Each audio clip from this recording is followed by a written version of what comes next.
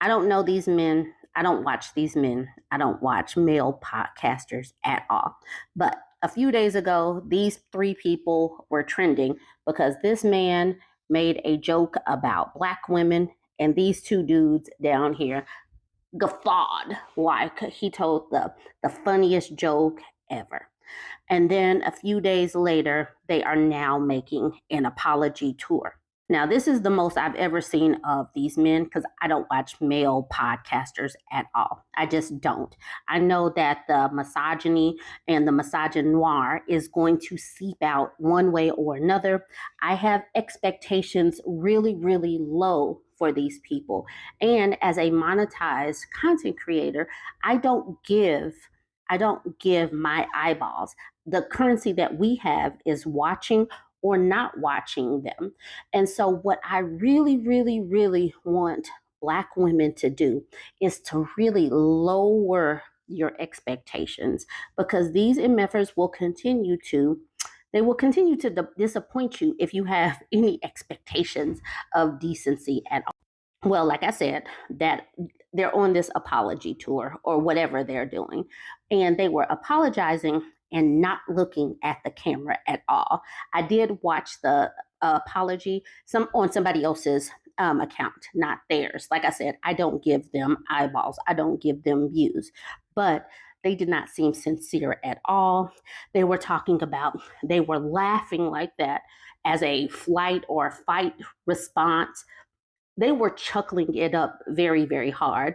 And on this, they were just trying to get past the joke. They seemed like they were having a hearty good time to me. It did not seem like it was uncomfortable laughter. It seemed like they were really enjoying that joke from that man. Now, this man who made the joke about the black women went on his podcast and was reacting to their apology. And before he even watched their apology, he just said, for those people who were upset, you still gonna stay upset. He really doesn't care about anything. But what these podcasters know and understand is that misogynoir gets views. And this is why I really, really want Black women to stop reacting, stop seeing these people say things about us. We have been the literal punching bag of everybody for decades, watching them, even going to their pages to react negatively, to give them a piece of your mind, gives them currency. It gives them views. When you give them views, when you type messages on their posts, when you do any of this, it makes them money. The best thing that you can do is stop being triggered by them. It takes some work to not give a damn about what these people say. We're not going to change their mind by simply reacting negatively and like giving them a piece of our mind in the comment section. The best thing that you can do is to stop reacting to them. Don't watch their stuff. Don't comment on their stuff. They're paid content creators. Stop doing that. People who peddle in jokes that are sexist, racist, that are ableist, all of those things that are using other people to punch down on. Stop giving them views. Stop giving them views. All right, y'all. So, like I said, I'm a paid content creator, and just a little tidbit about I'm just going to segue into something a little bit more helpful. Other than this, these are paid content creators. I'm a paid content creator. I'm paid on both TikTok and YouTube. So I'm just going to segue into something just in case some people are interested in making some money or taking their content to the next level. So I am a paid content creator on TikTok and YouTube. And I'm not going to tell you how much I make, but I'm in the creator program on TikTok. And the TikTok money is so all over the place.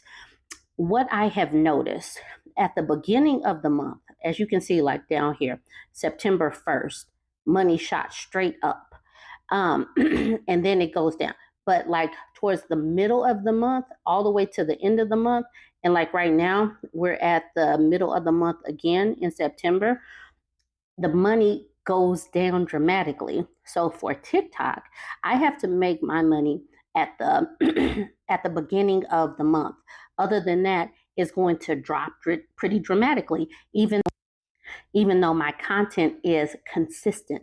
I post pretty much the exact same thing at the beginning and middle and end of the month. It's just that the RPM, or how much you make per 1,000 views, drops dramatically going towards the middle to the end of the month. At the beginning of the month is decent, and then it just starts to taper off. Once I figured that out, I was like, okay, I see the cycle that TikTok does. Now, over on YouTube, my money does not drop dramatically at all. So down here is zero. Up here is not zero. My money for YouTube tends to stay between these two lines no matter what. It is pretty consistent on a day-to-day basis. And this doesn't matter, like it doesn't matter the time of the month or anything like that. Sometimes though, it does matter the time of the year, because in the season, I mean, like the holidays, like Christmas and all that, you might get paid more money. Right after the holidays, the money might drop dramatically. So as you become a content creator for a little while, you'll start to see the cycles that you go through. And I'm just on my going, it'll be 2 years at the end of the year. So I'm still learning. But what I have learned is you gotta be consistent so that you can see these numbers and these trends a little bit more. So just keep all of that in mind. Like I said, when you're a paid content creator, when you are watching people, only give your eyeballs to the people that give you something of value. You may or may not value what I do, but definitely don't rage watch people's stuff. Don't rage on people's posts where you have to type things, because your eyeballs are currency. But also, if you do want to make some money, the money is out there and available. I don't know much about how to make money on Instagram, Twitter, or Facebook. I don't know. But these are the two that I'm working with so far. So if you have any questions, you could ask me. Other than that, keep your eyeballs where on people that can give you value or who you value. All right, join the conversation. Let me know what you think. Don't forget to like, comment, and share. For the longest time, other women, non-Black women, were used against us. They were triangulated against us. They were told that they were better than us, and they took it and ran with it. So it's nice to see that some women are actually defending Black women or speaking out against these people that talk mess about Black women. Watch these next two videos. These content creators are actually speaking out against this situation. Watch and let me know what you think. Like, comment, and share. The podcast bros are back at it again, everybody. So every 2 to 3 business months, when the podcast bros, whether they're white, Black, Hispanic, Indian, whatever, all the above, when they start to feel that they're irrelevant to the masses, they start acting up. And what I mean by that is that people love to talk about Black women. These podcast bros love to talk about Black women. Why? Because Black women are solely the reason why they're probably or were relevant in the first place, right? People love to capitalize and exploit Black women for the stuff that they go through, just like anything in society. Anything in society that has to do with the Black women, people love to have an opinion. People love to bring Black women into their conversation. Why? Because it gets them views. Why? Because Black women are literally like the backbone of like any trend or anything for that matter, right? So every 2 to 3 business months, when these people start to feel irrelevant, and when I say 2 to 3 business months, right? Because they, to the masses, like to the general public, these podcast bros are always super irrelevant months before they even think that themselves. because they're so far up, like their heads are so far up their own fucking ass that they don't even see how irrelevant they are, that they're like, oh, when they finally do, they're like, oh shit, I need to be popular again, I need to be talked about again. How can I get people to start talking about me? Aha, insult black women, insult the literal toughest, the strongest, the most genuine and compassionate group of women or group of human beings like ever. Let's attack them again and again and again and again and again. Like, it's so old. It's so old. It's so old because what they know that will happen is that black women will come on social media and make think pieces about what they're saying to educate people, right? Because that's what black women do a lot. They educate us, but also just to share their experiences. This is what the fuck I have to go through every goddamn day, right?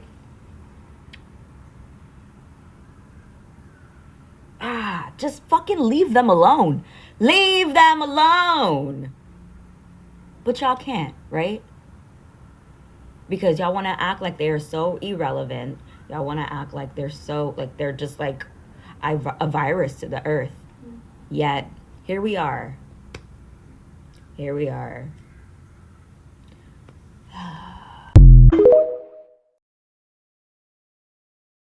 I'm on a white man hypocrisy tour right now, but I promise it's not intentional. I just have something to say about Andrew Schultz.